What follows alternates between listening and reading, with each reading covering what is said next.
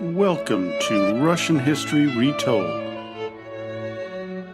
Episode 273, The Soviet Gulag System, Part 1. Last time, we covered the history of the Fabergé eggs and their family. Today, we will begin a 5-part series on one of the most tragic institutions in Soviet history, the Gulag. Aside from my extensive library, my primary sources for this series includes several important books. The first is a no-brainer, The Gulag Archipelago by Alexander Solzhenitsyn. My second, and perhaps the broadest, looks into the Soviet prison system, and this was a Pulitzer Prize-winning book, Gulag, A History, by Anne Applebaum.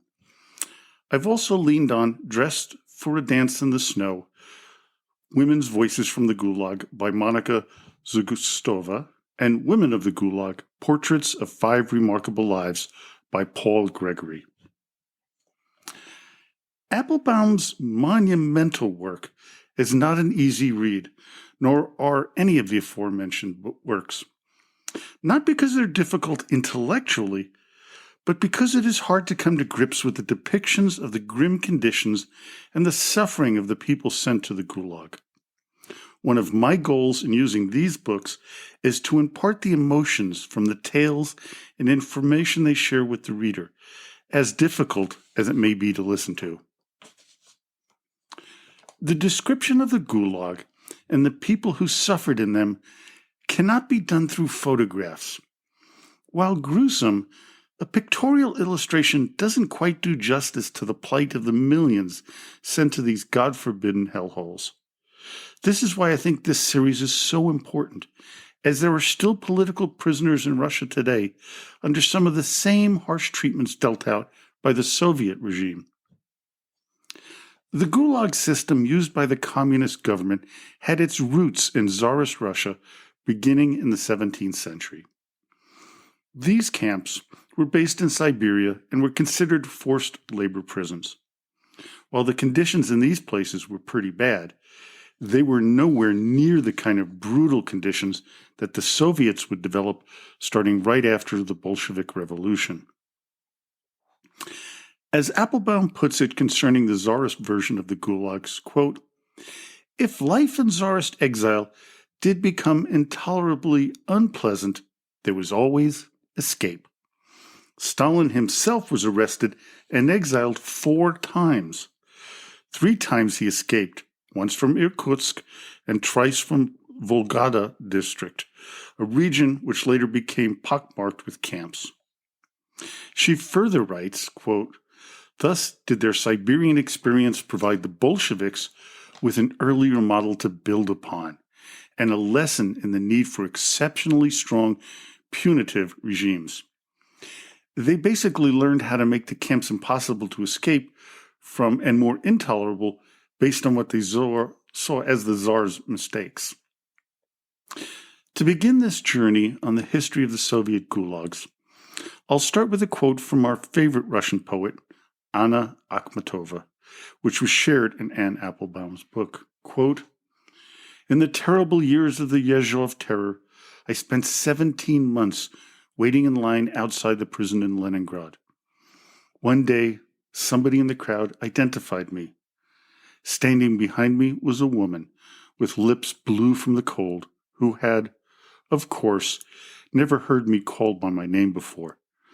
Now she started out of the torpor common to us all and asked me in a whisper. Everyone whispered there. 'Can you describe this?' And I said, 'I can.' Then something like a smile passed fleetingly over what had once been her face." The second is from the beginning of the introduction of Anne Applebaum's book, which describes what we will be talking about for the next 5 episodes. Quote, "This is a history of the Gulag, a history of the vast network of labor camps that were once scattered across the length and breadth of the Soviet Union. From the islands of the White Sea to the shores of the Black Sea, from the Arctic Circle to the plains of Central Asia, from Murmansk to Vorkuta to Kazakhstan, from central Moscow to the Leningrad suburbs. Literally, the word Gulag is an acronym meaning Glavnoy Upravlение Lagery, or Main Camp Administration. Over time, the word Gulag has also come to signify not only the administration of the concentration camps, but also the system of Soviet slave labor itself, in all its forms and varieties. Labor camps, punishment camps, criminal and political camps, women's camps, children's camps, transit camps. Even more broadly, Gulag has come to mean the Soviet repressive system itself, the set of procedures that prisoners once called the meat grinder, the arrests, the interrogations, the transport in unheated cattle cars, the forced labor, the destruction of families, the years spent in exile, the early and unnecessary deaths. The story of the gulags would begin right after the Bolsheviks gained power. Vladimir Lenin decreed that anyone who opposed his party was an enemy that should be locked away in concentration camps. Creating 84 such facilities in 43 provinces would only take 3 years. Their stated intention was to rehabilitate the enemies of the people. However, its metamorphosis into something far more sinister would begin with the ascension of Joseph Stalin. He would convert these rehabilitation centers into slave labor camps to fuel the industrialization of the Soviet Union and to eliminate his enemies. Let's look at some statistics regarding the number of people who spent time in the Gulag system. At any given time, approximately 1.5 to 2 million people were in the Gulag between 1929 and 1953. Given that many people were released after they served their terms, there are estimates that anywhere from 14 to 25 million people were in the Gulag system at one time or another, with an additional 6 million being exiled into areas where the prisons were set up. While these people were not inside the camps, they had to suffer in abhorrent conditions that existed in the newly created towns. Another estimate is that 1.5 to 1.7 million people died while in the camps. Whatever the actual numbers are, it is staggering to think that at the height of the imprisonment of Soviet citizens, over 1% were in a gulag at any one time, and that 15% of the people were in the camp at one time or another. There is a quote from Applebaum's book that is somewhat haunting. Quote, "Years after being released, the Gulag's inhabitants were often able to recognize former inmates on the streets simply from the look in their eyes. With so many people serving time in the system, it is unsurprising that they would come across one another rather rapidly.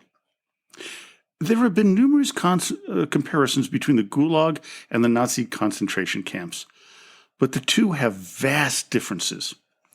While both utilized those imprisoned as slave labor, the Soviet system depended on the inmates to drive their economy, whereas the Nazis just used them for their war effort. The Gulag caused the deaths of a million or more, but it wasn't their intent to execute people. They worked them to death. The Nazis used their camps as killing centers, targeting people for their ethnicity, religion, or mental health status. The Soviets used their camps as a warning that any opposition or appearance of resistance to the rule of the Bolsheviks would not be tolerated. Also, people did make it out of the Gulag alive, while few met that same fate in the concentration camps. Of course, both institutions were evil on a level that staggers the mind. Both deserve condemnation from all sides. But the truth of the matter is that the Nazi concentration camps have been viewed as being worse than the Soviet Gulag to this day. That is why it is vital to bring to light the atrocities that were committed against the people of the Soviet Union so that their suffering is not forgotten. Also, under Stalin, over 30 million people lost their lives between 1929 and his death in 1953. If we think that these camps were unique to the Soviet Union and Nazi Germany, we would be terribly wrong. Applebaum shares these historical examples. Quote, "The rulers of ancient Rome and Greece sent their dissidents off to distant colonies. Socrates chose death over torment of exile from Athens. The poet Ovid was exiled to a fetid port on the Black Sea. Georgian Britain sent its pickpockets and thieves to Australia. 19th century France sent convicted criminals to Guyana. Portugal sent its undesirables to Mozambique." Applebaum also points out that the Spanish set up their first modern concentration camps in Cuba in 1895. During the Boer Wars, the British created camps in South Africa where civilians were, quote unquote, concentrated. But let's get back to the Soviet gulags. A few things about them and the surrounding areas. While many of the camps were surrounded by barbed wire to lessen the chances of escape, those outside the actual gulag were called Bolshaya Zona, or the big prison zone. Those who lived there may have had it a bit easier, but it was not, as Applebaum puts it, quote unquote, humane in any sense. One of the questions we have to ask ourselves is why Lenin ordered the creation of the gulag. It was quite honestly because the Bolsheviks were in a very fragile position after the October Revolution. They had to find and isolate their enemies, especially those with Tsarist connections. The wealthy, those who owned businesses, soldiers in the White Army, and anyone they considered class enemies. The people the Bolsheviks didn't put into the camps were petty criminals. They seemed not to care about them, believing that they would disappear when the socialist utopia came into being. Quoting Applebaum again, quote, "From the very earliest days of the new Soviet state, in other words, people were sentenced not for what they had done, but for who they were. Because of the arbitrary nature of these rules, anyone could be arrested for anything, and that was the case very often. Political crimes were just as bad as real crimes, but who was to say what a crime even was? For example, a person caught not having a ticket on a train could be someone that they considered who stole from the people. That could be interpreted as a political crime, which would get you a hefty sentence in the gulag. What you have to remember is that many of the members of the secret police, the Cheka, and their successor agencies were often very uneducated people. Those with higher educations were oftentimes those who would be arrested for being members of the so-called bourgeoisie. The impetus to build the gulags was the creation of the Red Terror by order of Vladimir Lenin and carried out by the head of the Cheka, Felix Dzerzhinsky, on September 5, 1918. It came after the assassination attempt on Lenin and the murder of Petrograd Cheka leader Moisey Uritsky on August 30th. Early on, during Lenin's years in power, the prison system was grossly overcrowded and inadequately prepared for the high number of new inmates. The overcrowding would lead to outbreaks of diseases such as typhus, typhoid, tuberculosis, and also starvation. One example is the first of the major labor camps, the Solovetsky Special Camp, located on the Solovetsky Islands in the White Sea, having been converted from a monastery into a prison in 1923. In that year, Solovetsky contained about 3,000 prisoners. By 1930, the number had jumped to about 50,000. Solovetsky served as a prototype for the Gulag and was the main labor camp to build the White Sea-Baltic Sea Canal. It was a converted monastery and would house a number of the monks when it was made into a prison. It was also a place that made escape difficult, as it was an island surrounded by brutally cold water. The story of the creation of the White Sea-Baltic Sea Canal is one of sadness, incompetency, and desperation. It is estimated that between 14 and 25,000 people died in its construction. Over 150,000 people dug through the ground by hand with no help from machinery. While it was completed in only 20 months, 4 months ahead of schedule, it was too shallow to allow for anything but mid-sized ships to navigate the canal. This was another example of one of Stalin's 5-year plans that, while it delivered, it ended up with a subpar outcome. And a bit of irony, of all the men who ran this camp, only one would survive into the future, and that's Naftali Aronovich Frankel. The others were all executed during the Great Purge of the late 1930s.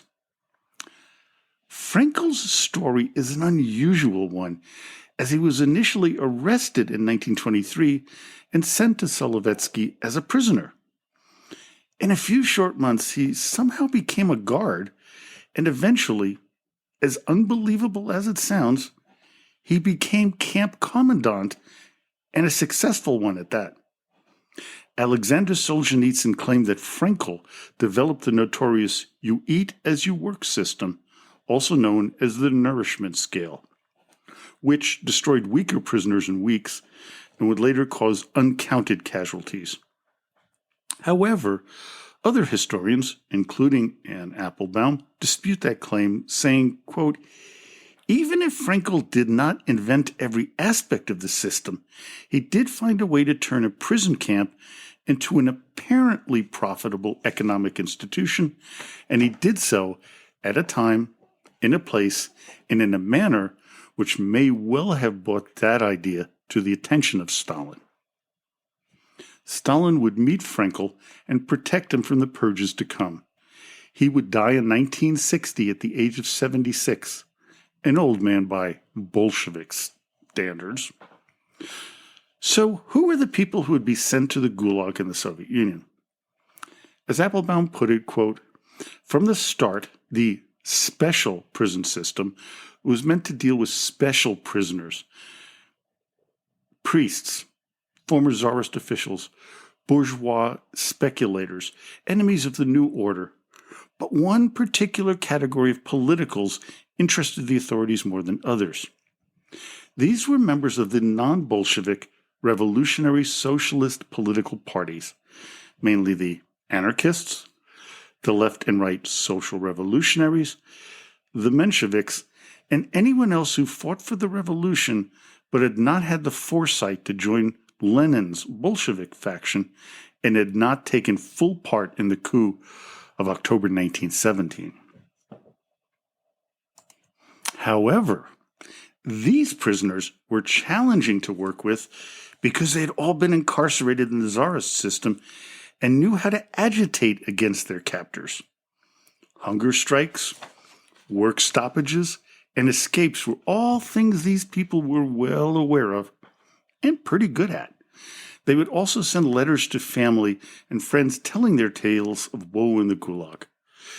This would be made public and bring bad press to the new rulers of the Soviet Union. This had to stop, and stop quickly, or enemies of the Bolsheviks would gain strength. This led to an expansion of the Gulag east towards Siberia and far away from any big cities. Additionally, as you might guess, the ability to communicate with the outside world was severely curtailed. Solovetsky would be the place where many of these special prisoners would be sent to. The treatment of these poor souls in Solovetsky was barbaric. From Applebaum's book, quote, "They had also put prisoners to the bench, meaning they were forced to sit on poles for up to 18 hours without moving, sometimes with weights tied to their legs and their feet not touching the floor, a position guaranteed to leave them crippled. Sometimes Prisoners would be made to go naked to the baths up to 2 kilometers away in freezing weather. Or they were deliberately given rotten meat. Or they would be refused medical help. At other times, prisoners would be given pointless, unnecessary tasks to move huge quantities of snow from one place to another, for example, or to jump off bridges whenever a guard would shout, "Dolphin." Not only did the sadistic guards torture and abuse the prisoners, but they would almost always just arbitrarily execute them. The most notorious place for killing prisoners was Sekirka, the church cellars. That would be the last place many people would be alive. A long flight of 365 stairs would lead out from the Sekirka church, where many so-called accidents, where prisoners would be pushed to their death. In the 1990s, descendants of some of those unfortunate people erected a wooden cross at the bottom of the hill to honor those who perished there. And you can go see that. If you look at TripAdvisor, you can actually, if you look for Sekirka, which is Sekirka, you will find this. And I'm going to talk about it in the next couple of episodes as well. But it wasn't all doom and gloom at Solovetsky, as after a while, they allowed the inmates to form choirs, theater groups, and other artistic endeavors. But only after they're completing their labors for the day. They even let them celebrate Easter in 1926. So while the official stance on religion was total opposition, the commanders of Solovetsky believed that some tolerance would help general morale and make the work more profitable and efficient. The goal of every labor camp was to pay for itself. Unfortunately for the Soviet Union, that wasn't happening even at Solovetsky. Part of the problem was the administrators running the camps were frequently uneducated people, much like the members of the Cheka. Even more infuriating to those in the Kremlin and Moscow, the camp commanders kept asking for more money, which was in very short supply at the time. The dilemma the Bolsheviks had was defining the purpose of the Gulag. Was it to re-educate those unbelievers in communism? Was it to turn a profit? Were they there to punish prisoners? Solovetsky was the model for the hundreds of new camps to pop up throughout the Soviet Union. It was previously mentioned, Naftali Frenkel would provide the answers to this dilemma. The problem that Frenkel would solve would prove to be the catalyst in the expansion of the Gulag, making it more desirable for the now Stalin-run Soviet Union to enslave more of its people. Numerous Bolshevik commissars condemned Frenkel as he had been charged. He changed the reason for the camps from punishing saboteurs and anti-communist educators and re-educating the bourgeois into an almost capitalist system. The successes at Solovetsky, as Applebaum puts it, quote, became the central argument for the restructuring of the entire Soviet prison system. If it were to be achieved at the cost of worse rations and poorer living conditions for prisoners, no one much cared. If it was to be achieved at the price of poor relations with local authorities, that bothered no one either. But of course, having Stalin's blessing made the entire thing moot, as it was his word or your life.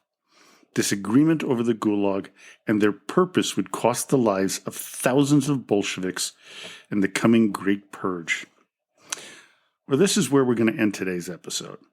Join me next time when we begin discussing individual experiences within the concentration camps of the Gulag, with particular attention paid to the women sent there. So, until next time, до свидания и спасибо за внимание.